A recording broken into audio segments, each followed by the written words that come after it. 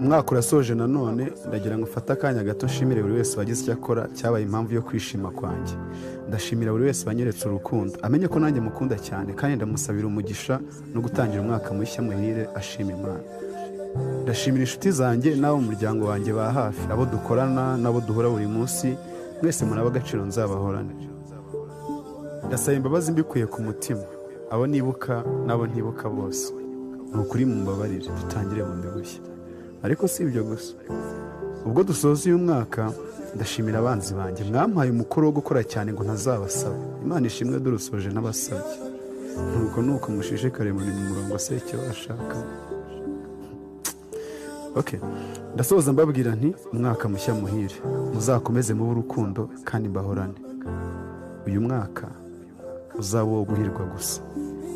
Ira Badena, Inganzira udasaza. Ndabakunda cyane.